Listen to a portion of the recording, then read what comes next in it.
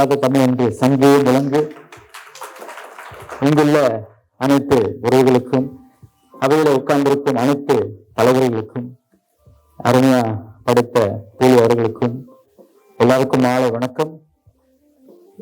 நான் நிறைய முறை தமிழ்நாட்டுக்கு வந்திருக்கிறேன். ஒரு சாதாரண மனிதனாகவும் எம்பியாகவும் அமைச்சராகவும் எனக்கு மிகவும் கனம் செலுத்திய கனமான மாலை போட்ட ஒரே நிகழ்ச்சி இந்த நிகழ்ச்சி தான். மலேசியாவில் எனக்கு இவ்வளவு பெரிய மாலை போட்டது கிடையாது. இது என்ன குறிக்கிறது என்றால், இதுதான் தமிழர்களோட பண்பாடு.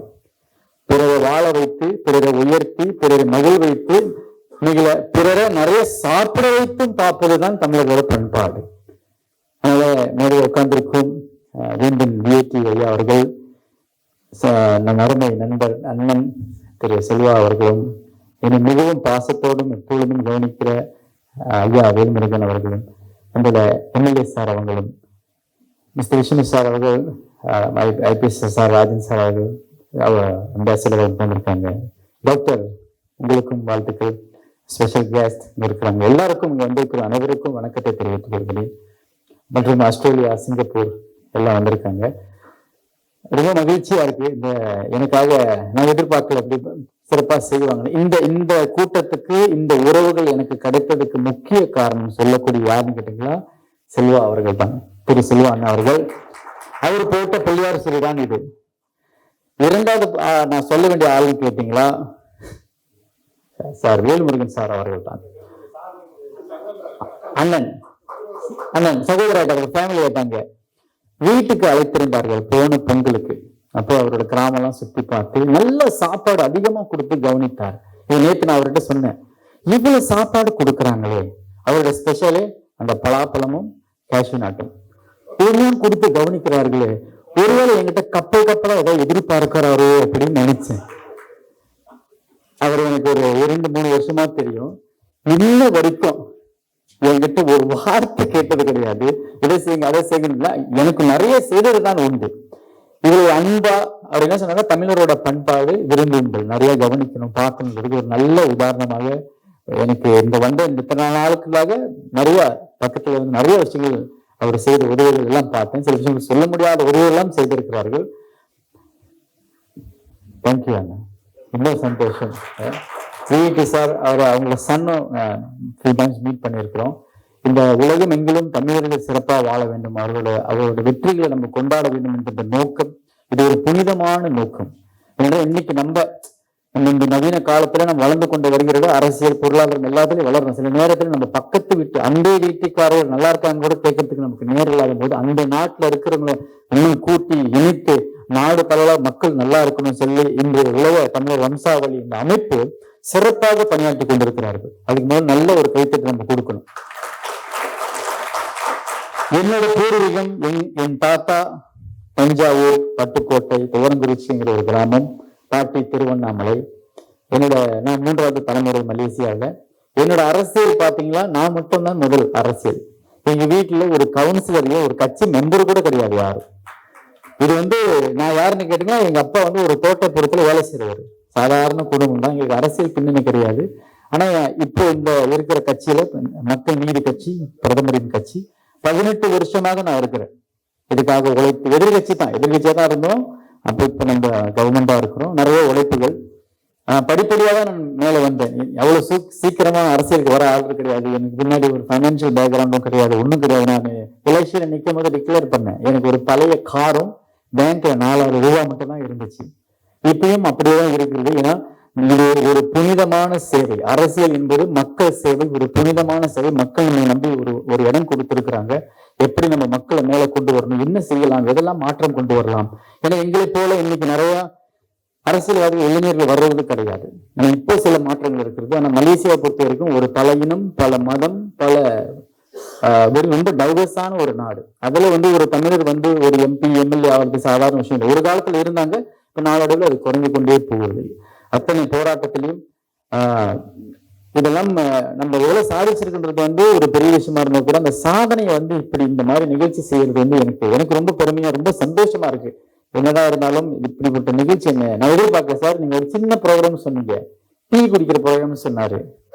பாருங்க, இதான் டீ குடிக்கிற ப்ரோக்ராம்னு இவ்வளவு ஒரு ரோஜாப்பு மாலை எல்லாம் போட்டிருக்காங்க. எனக்கு ரொம்ப சந்தோஷம், மன நிறைவாக இருக்கிறது. பின்னாலே மற்றும் சிஎம் சந்திச்சோம். அதாவது இந்த இம்பார்ட்டன்ட் என்னன்னு பாத்தீங்களா, மலேசியா பிரதமர் நம்ம சிஎம்க்கு வாழ்த்து தெரிவிச்சிருந்தாங்க சோசியல் மீடியால. அப்புறம் போன் கால் பண்ணாங்க. இதுக்கெல்லாம் பின்னணியாக மலேசியாவில் நாங்கள் உறவு பாலத்தை ஏற்படுத்துறது என்னோட வேலை.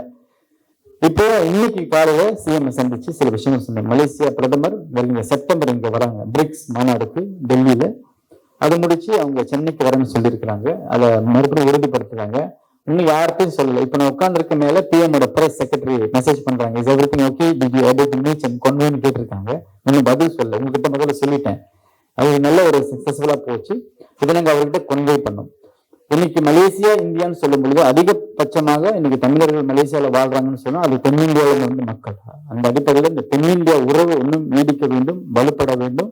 எல்லா ரீதியிலும் பொருளாதாரம், அரசியல், கலை, கலாச்சாரம், மொழி சார்ந்த எல்லா விஷயங்களும் இன்னும் மேலும் மேலும் உயர வேண்டும் அப்படின்ற அடிப்படையில இதை நம்ம பிரிட்ஜிங் பண்ணுன்றதால இந்த ஒரு மிஷன் நான் போன வியாழக்கிழமை வெள்ளிக்கிழமை இருக்கிறேன்.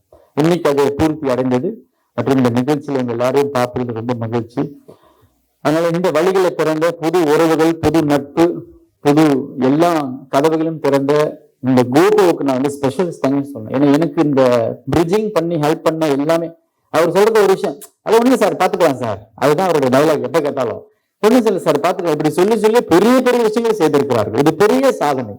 ஏன்னா இன்னைக்கு பாத்தீங்கன்னா அந்த தற்பெருமை இல்லை, நான் தான் அப்படின்னு சொல்லிக்கிறாங்க இல்லை. அது இதெல்லாம் இவங்கெல்லாம் என்னோட வயசுலயும் ரொம்ப மூத்தவங்க. நான் ஆக்சுவலி என்ன இப்படி அது அவங்க சார் சார் என்ன சொல்றாங்க, முதல் எம்பி சார், அப்புறம் என் பேரே மறந்துட்டாரு, அவருக்கு ஞாபகத்தில் எம்பி சார், அதுக்கப்புறம் மினிஸ்டர் சார் தான் சொல்றாங்க.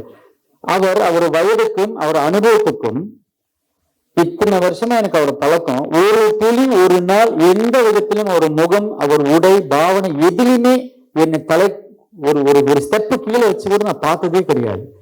அவர் அந்த பண்பை நான் அவர்கிட்ட கத்துக்கிட்டேன். I learned that how should be leader, that the more you go high, the humble you go. எந்த ஒரு மனிதன் எவ்வளவு உயரத்துக்கு போனாலும் இப்படி கீழே நிக்கிறான் பாருங்க. முதல் காலையில் டென்ஷன் ஆனாரு, சொன்னார், நான் பயந்துட்டேன், வேணா சார் விட்டுருங்க, எதுக்கு இந்த வம்புன்னு.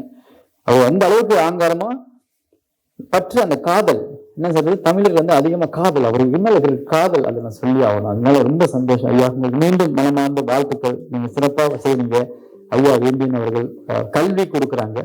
கடைசி சுருக்கமா சில விஷயங்கள் சொல்றேன். என்னோட மலேசிய நண்பர்களுக்கு நான் என்ன அடிக்கடி சொல்றேன்னா, இன்னைக்கு நிறைய குடும்பங்கள் வறுமையில இருக்கிறாங்க. இந்த வறுமை நம்ம மேல கொண்டு வரணும்னு சொன்னா நான் எப்பயுமே சொல்ற ஒரு வாக்கு தான், வறுமை ஒழிப்பதற்கு முதல் ஆயுதம் கல்வி. அந்த கல்வி எல்லா வீட்லயும் இருக்கணும். இன்னைக்கு நான் சொன்னது போல இன்னைக்கு நம்ம எவ்வளவுதான் சம்பாதிச்சாலும் நம்ம பக்கத்து வீட்டுக்காரன் ஒரு வேலை கூட சாப்பிட இல்லாம இருக்கான்னு சொன்னா அன்னைக்கு நம்ம தோல்வி அடைஞ்சுன்ற ஒரு அர்த்தம். அப்போ எப்படி இந்த வறுமையிலிருந்து மக்களை வெளியே கொண்டு வர்றது? 5 கிலோ அரிசி கொடுத்தா வந்துருவாங்களா? இல்ல ஒரு பிரியாணி வாங்கி கொடுத்தா அவங்க வாரிடுவாங்களா? இல்ல, கல்வினால மட்டும்தான் முடியும். அதுக்கு ஒரு நல்ல உதாரணம் உட்கார்ந்து டாக்டர், அவங்களோட அப்பா ஒரு ஓட்டுநர். இன்னைக்கு அவரு விஞ்ஞானத்திலையும் அவரோட டெக்னாலஜிலையும் இன்னைக்கு அவரு என்கிட்ட உட்காந்து ரொம்ப ஷேர் பண்ணிட்டு இருந்தாங்க டின்னர்ல. How he has overcome every obstacles. That poverty is not an obstacle for us to be a successful person. அப்படின்ற ஒரு அதிகமான ஒரு சக்சஸ்ஃபுல்லா இன்னைக்கு அவருக்கு ப்ரூவ் பண்ணிருக்கிறாங்க. வறுமை நம் வாழ்க்கை உயர்வதற்கு தடை இல்லாம அடையாளங்கள். சார் இவங்க பிரம்மாண்டமா செஞ்சுட்டு இருக்காங்க, உங்களுக்கும் வாழ்த்துக்கள் சார். இந்த நாட்டுல விஷ்ணு சார் அவங்க சில விஷயங்கள் ஹெல்ப் பண்ணாங்க. ஸோ இந்த மாதிரி நிறைய இந்த மாதிரி புது உறவுகள் எனக்கு கிடைக்கிறதுக்கு ரொம்ப என்னோட பூர்வீக மண்ணுக்கு நான் ரொம்ப நன்றி சொல்லணும் இங்க.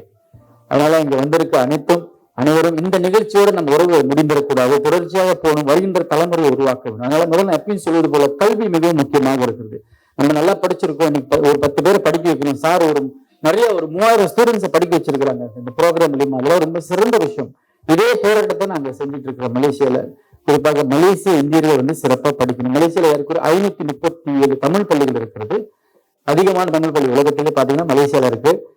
அது மட்டும் இல்லாமல் கோயில்கள் நிறைய இருக்கிறது. இப்படி கலை, கலாச்சாரம், பண்பாடு, மொழி வளர்ப்பதற்கான அதிகமான விஷயங்கள் செய்து கொண்டிருக்கிறோம். கல்வி மிக முக்கியமாக இருக்கிறது. இப்ப கல்வி வராத மாணவர்களுக்கு மலேசியால என்ன செய்யறாங்கன்னா ஸ்கில் ஒர்க் கொடுக்குறாங்க. டிவேட் கல்வி இல்லைன்னா உங்களை கல்வியில சிறந்து வரணும்னா டிவேட் ரொம்ப முக்கியமாக. ஏன்னா இந்த ஒண்ணு கல்வியில சிறந்து வரணும், அப்படி இல்லைன்னு சொன்னா வேலை செய்யற வர்க்கம் அதிகமாகும் பொழுது அவங்களால சிறப்பா முன்னுக்கு வர முடியும். ஸோ கல்வி மற்றும் தொழில் கல்வி. அடுத்ததாக பாத்தீங்கன்னா தொழில். இன்னைக்கு நிறைய தொழிலதிபர்லாம் இங்க இருக்கிறீங்க. இந்த 3 துறையில நம்ம மக்கள் உலகம் எங்கும் இருக்கும்போது இந்த 3 டைரக்ஷன்ஸ் நம்ம கைட் பண்ணி கொண்டு போகணுமா? இருக்கிற தமிழர்கள் இன்னும் சிறப்பாக ரொம்ப பிரம்மாண்டமா வாழக்கூடிய ஒரு சமூகமாக நம்ம இருப்போம். அந்த பெருமை நம்ம எல்லாருக்கும் சேரும். அதன் அடிப்படையில அரசியல், பொருளாதாரம், எல்லா துறையிலும் வணிகம், இப்படி நம்ம சிறந்து வருவதில் ஒவ்வொரு அதிகாரிகள் அரசியல் இருப்பது எல்லாமே ஒரு சாதனைக்குரிய விஷயம் தான். மலேசியால ஒரு நாள் பிரதமராக இருந்ததுதான் துன் சம்பந்தன். மலேசியால அவர் ஒரே ஒரு பிரதமர் ஒரு நாள் தான் இருந்தாங்க. ஏன்னு பார்த்தீங்கன்னா அன்னைக்கு அந்த நாட்களிலே prime minister and deputy prime minister London போயிருந்தாங்க. ஒரு தமிழன் வரலாறு பிரகாரம் பார்த்தீங்கன்னா ஒரே நாள்ல பிரதமராக இருக்காரு. இங்க எப்படி முதல்வன் படம் போல அப்படின்னு நினைக்கிறேன். அதனால நம்ம நினைச்சா சாதிக்க முடியாத விஷயங்கள் ஒன்றும் கிடையாது. நம்ம நினைக்கிறோமான்றதுதான் இங்க பெரிய கேள்வியாக இருக்கு. அந்த நினைவுகளை ஊற்றுவதற்கும் ஊக்குவிப்பதற்கும் மாபெரும் தலைவர்கள் எல்லாரும் இருக்கிறாங்க. நீங்களும் இருக்கிறீங்க, சிறப்பா செய்யணும். அது மட்டும் இல்லாம என்னோட குடும்ப ஃபேமிலி ஃப்ரெண்ட் அவங்க ஜான் வின்சன் இருக்கிறாங்க. அவங்க ஒரு என்ஜிஓ வச்சிருக்காங்க, இங்க சென்னையில தான் இருக்காங்க, தாம்பரத்துல. எனக்கு ஒரு 12-13 வருஷமா தெரியும். ரொம்ப எப்போ வந்தாலும் வந்து செய்வாங்க. தேங்க்யூ கூட வந்ததுக்கு.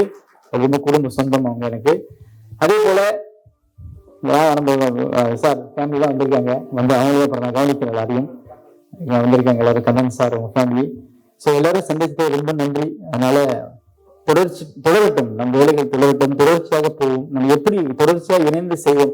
எனக்கு விஷ்ணு சாரை பத்தி சொல்றேன். அவங்களை ஒரு தடவை தான் மீட் பண்ணேன். ஒரு சின்ன விஷயம் சொன்னேன். நீ யாரு எவரெல்லாம் பார்க்கவே இல்லை. அவரு இந்த பாரு இப்படி பாக்குறவங்க டக்குன்னு முடிச்சுட்டாங்க. இதுதான் தமிழரோட பண்பாடு. ஒருத்தனுக்கு கஷ்டம், ஒருத்தனுக்கு முடியும்னு சொன்னா டக்குன்னு போய் முன்னுக்கு நிக்கிறோம் பாருங்க. இதுதான் நம்மளோட ஒரிஜினல் ஐடென்டிட்டி இந்த உலகத்துல. இதை நம்ம ரொம்ப சந்தோஷமா சொல்லிக்கிறோம் எங்க போனாலும். சார் என்கிட்ட எதுவும் எதிர்பார்க்கல, ஒரு விஷயம் இப்படி இப்படின்னு சொன்னா டக்கு டக்குன்னு பண்றாங்க. ஏன்னா இதை நம்மளை இணைக்குது நம் தமிழர்கள் என்ற அந்த உணர்வு, அந்த மொழி, இதுதான் நம்மளை எப்பயுமே இணைக்குது. இதுக்காக எனக்காக சிறப்பான இந்த மேடை, இந்த நாள், இந்த வண்டர்ஃபுல் ஈவினிங் ஏற்படுத்திய மீண்டும் சிவகுமார் சகோதரர் அவர்களுக்கும் நன்றி. அவர் மூலியமாக நிறைய நெட்வொர்க்கிங் நமக்கு நடந்தது. அதே போலதான் எப்படி சார் பலாப்பழமும் கேஷ்யூநட்டும் கொடுத்தாரோ, மலேசியா முதல்ல வரும்போது டவுட்டா இருக்கு, இப்படி யாரா இருக்கும், என்னையும் தேடுற. ஆனா இன்ன வரைக்கும் என்கிட்ட எந்த எதிர்பார்ப்பும் இல்லாம பழகுறாரு. அது அவர் டயலாக் என்னன்னா, ஒண்ணு சார் பாத்துக்கலாம் சார், அவ்வளவுதான். ஆனா சிறந்த விஷயங்கள் எனக்கு செஞ்சு கொடுத்திருக்கிறாங்க. அதே போல நீங்க எனக்கு செய்த உதவிகளை கண்டிப்பாக வருகின்ற தலைமுறைக்கு நான் தொடர்ச்சியாக செய்வேன். இதுதான் நான் செய்யக்கூடிய மிகப்பெரிய என்னோட பொறுப்பும் கடமையமாக இருக்கும். இந்த பதவியும் பேரும் புகழும் தற்காலிகம், நம் செய்கின்ற சேவையை நிரந்தரம் என்று நன்றி வணக்கத்தை கூறி விடப்படுகிறேன். நன்றி.